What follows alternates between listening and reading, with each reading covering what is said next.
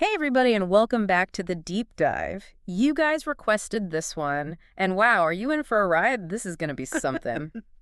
We're going deep on, well, Donald Trump's plans for a second term if he gets back in office. Potential second term. Right, a potential second term.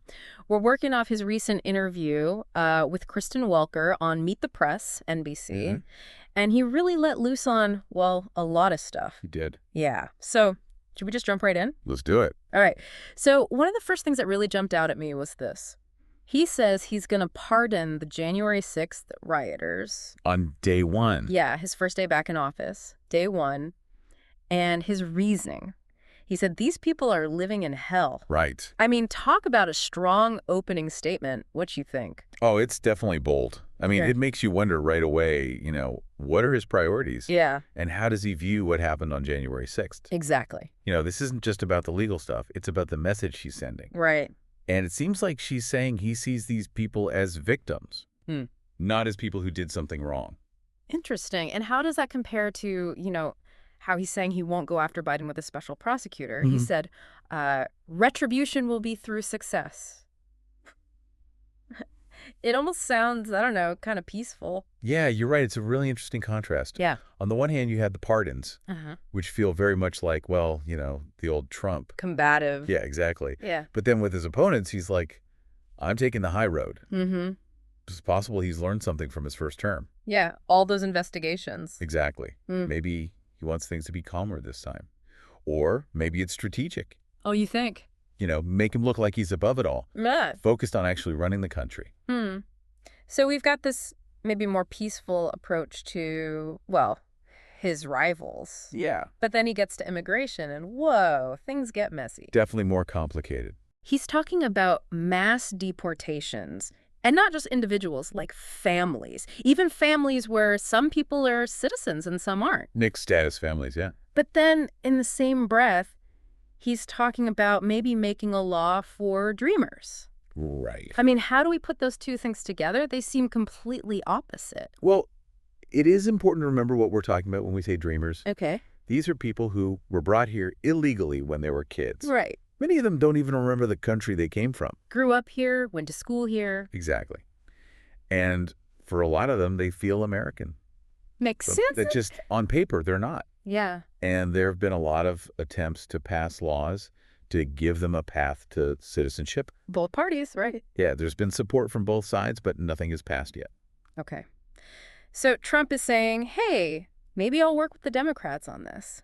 But then he also wants to send millions of people back to countries they may not even remember. That seems to be the situation. It's like he's saying two opposite things. Well, to understand it, I think you have to look at it through his America First lens. Okay, what do you mean? Well, he's always been super strict about immigration. Right. He says undocumented immigrants take resources and are a danger to the country. Yeah, I've heard him say that. But he's also said that it's hard on families when people get deported. Yeah, splitting them up. Exactly. So this thing about being open to a law for dreamers, maybe it's a way to balance things out. Be tough on immigration overall, but also do something for the people, well, the dreamers, who a lot of people feel sympathy for. It's complicated. It is. Yeah. And we'll have to see how he actually handles all these different viewpoints if he gets that second term. Yeah, it's a tough one for sure. Yeah, no easy answers there. Okay, let's move on to something that, well, honestly surprised me a bit. Oh, what's that? His comments on the economy, specifically tariffs. He was asked if American families would end up paying more for, stuff because of the tariffs. Right, the trade wars. And he said, I can't guarantee anything. I can't guarantee tomorrow. Whoa, that's not the Trump I'm used to. No, it's not the usual confident everything's under control kind of talk. I think there are a couple of things going on there. Okay, like what? Well, first, he's acknowledging that even with good intentions, economic policy can be really hard to predict. Yeah, especially with the whole world involved. Exactly. There are always things you just don't see coming. Unforeseen consequences. Right. Second, I think it's a little bit of a response to all the criticism he got about the trade wars. Is it so? I mean, remember, the tariffs were supposed to help American businesses and protect jobs. Right. But they also made prices go up for consumers. Yeah, people ended up paying more. And other countries fought back with their own tariffs. A whole mess. So is he saying he's changing his mind on tariffs? Or just trying to avoid blame? Hard to tell. Yeah. But what is interesting is that he's still really against raising the retirement age or making cuts to Social Security and Medicare. Yeah, even though some people, like Elon Musk, say those programs are in trouble. Right, Musk and Vivek Ramaswamy have both said something along those lines. But Trump's sticking to his guns on this one. Which makes sense. A lot of his supporters rely on those programs. Exactly. It seems like he's trying to appeal to both sides. Keep his populist base happy, but also, not totally crash the economy. Yeah, it's a tightrope walk for sure. All right. Well, let's talk about foreign policy. His meeting with Zelensky and Macron in Paris got a lot of attention. Definitely raised some eyebrows. Especially his comment about maybe giving Ukraine less aid in a second term. What's the deal with that? Well, that meeting was important because it brought together, some of the main players in the whole Ukraine situation. France, Ukraine, and Trump. Exactly. Macron, the French president, has been a big supporter of Ukraine. Right, sending them weapons and money. And of course, Zelensky is leading Ukraine's fight against Russia. But then you have Trump showing up and saying, hey, maybe America won't help as much anymore. A potential shift in the whole Western alliance's strategy. Yeah, that's what it looks like. Okay, but what does that actually mean for, the world? What happens if America steps back from its role as, well, the world's leader? That's a big question and a complicated one. Trump has always said that America gets involved in too many conflicts overseas. And that other countries need to step up and pay their fair share? Exactly. His America First policy. And some people agree with him. They're tired of endless wars. But wouldn't that make things less stable? I mean, if America isn't there to keep things in check? Well, that's the worry, right? That things could get more dangerous, especially with Russia being so aggressive. Okay, and speaking of alliances, he's taking a similar stance on NATO. Yeah, the pay up or else approach. He said he'd only keep supporting NATO if they pay their bills. That's pretty blunt. It is. And you have to remember, NATO, the North Atlantic Treaty Organization, was created to stop the Soviet Union. Back after World War II. Yeah, and the idea is if one member gets attacked, everyone else jumps in to help. Collective defense. And for a long time, America has been the one paying the most. Exactly. Yeah. And some other countries aren't happy about that. So Trump's saying, hey, you guys got to chip in more? Right, and from a money perspective, it makes sense. But what about the risk? Yeah, some people worry that if NATO gets weaker, it could actually make things more dangerous, especially now with Russia. So we've got potential changes to immigration, trade, foreign policy.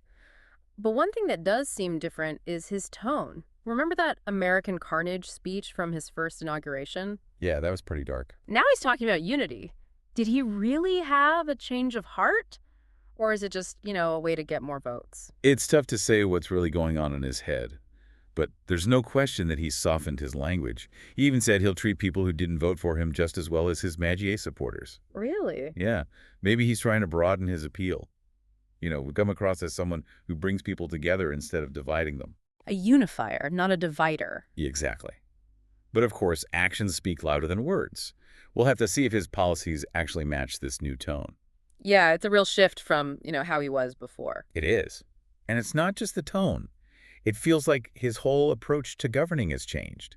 In 2016, it was all about shaking things up. Right, drain the swamp. Exactly. But this time, he's presenting himself as more experienced, like he really knows how things work in Washington now. So you think he's actually changed? Or is this just, an act to get more votes? It's probably a mix of both, to be honest. I mean, he definitely learned some things from his first term, the good and the bad. Right. But he's also really good at figuring out what people want to hear.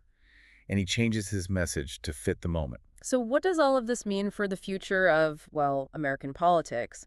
If he wins again, how will all these plans affect the country? That's the big question, isn't it? And it's one people will be talking about for a long time. But one thing's for sure, if Trump gets a second term, things will be different. Yeah, for better or worse. Right.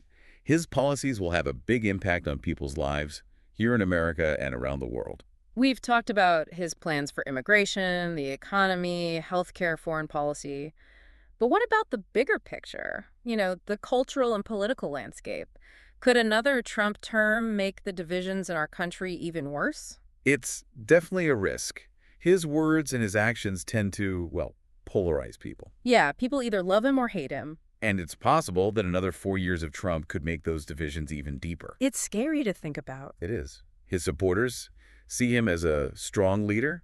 Someone who's not afraid to say what he thinks. Right, they like that he shakes things up. Exactly. But his opponents, they see him as dangerous, someone who encourages hatred and undermines democracy. It's like there are two completely different versions of America, And those two versions seem to be drifting further and further apart. which is really worrying. It is. A healthy democracy needs people to agree on at least some basic things. Like shared values, a sense of unity. Exactly.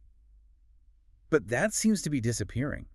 People are retreating into their own tribes, and they don't trust anyone who's different. And if we can't even agree on what's true, how can we solve any of our problems? Right. It's a real challenge. Well, that's a lot to think about. It is. This deep dive has definitely given us, and hopefully you listening, a lot to process. We've looked at Trump's potential plans, what might happen if he wins, and what it all means for America. But at the end of the day, it's up to the American people to decide what happens next. That's the power of democracy. Yeah, it's messy, it's unpredictable.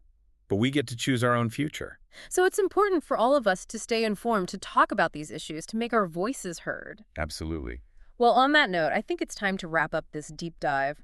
A huge thank you to you, expert speaker, for sharing your expertise and helping us understand this crazy political world. It was my pleasure. Always happy to dive deep. And to everyone listening, thank you for joining us. Remember, the more you know, the better equipped you are to navigate the world around you. Keep asking questions, keep learning, and keep diving deep. We'll see you next time.